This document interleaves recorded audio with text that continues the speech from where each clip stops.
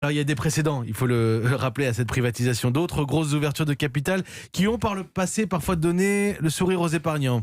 Bonjour Emmanuel Dutheil. Bonjour Sonia, bonjour à tous. Quel est l'exemple type ou la bonne affaire où des épargnants ont gagné ou gagnent encore de l'argent? Eh bien la bonne affaire, c'était Renault. Si vous avez acheté des actions en 94 lors de l'introduction et que vous les avez encore aujourd'hui, eh bien vous avez gagné de l'argent puisque l'action a progressé d'environ 65%. Bon, je vous l'accorde, c'est quand même rarissime de garder aussi longtemps des actions, mais qui sait. Les autres Faut les grosses avoir ouvertures... oubliés comme ça. Voilà, c'est les actions qui sont restées sur les comptes des grands-parents, mais les autres actions pour les ouvertures des entreprises publiques ont été beaucoup moins intéressantes. Actions en nette baisse pour France Télécom, entrée en bourse en 97, idem pour Air France ou pour Engie. Le gros gadin, c'est surtout EDF, alors que l'action s'est envolée dans les premiers jours, elle s'est ensuite littéralement effondrée. Elle a aujourd'hui perdu plus de 70% de sa valeur. Bon, on le voit, c'est pas toujours simple pour les entreprises publiques d'être privatisées. Que va-t-il en être pour la Française des Jeux, Emmanuel? Bon, là, le risque est beaucoup moins fort. C'est un monopole pour le moment. Elle n'a pas de concurrence sur la plupart de ses marchés. C'est une entreprise en plus qui se porte bien. Et puis, il y a des avantages pour les particuliers. L'État est prêt à réserver jusqu'à un tiers du capital aux Français.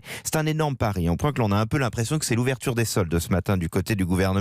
Puisqu'on nous dit quoi? Votre action vous coûtera 2% de moins si vous êtes un particulier ou un détaillant de la Française des Jeux. Puis en plus, vous aurez une action gratuite si vous en achetez 10 et si vous vous engagez à les garder 18 mois minimum. Une opération qui va être très lucrative, au moins pour l'État, puisque ça va lui permettre de récupérer au moins 1,5 milliard d'euros et sûrement aux alentours de 2 milliards. Il y en a un peu plus, je vous le mets quand même. Merci. C'est exactement ça. Merci Emmanuel Dutheil, chef du service économie d'Europe 1.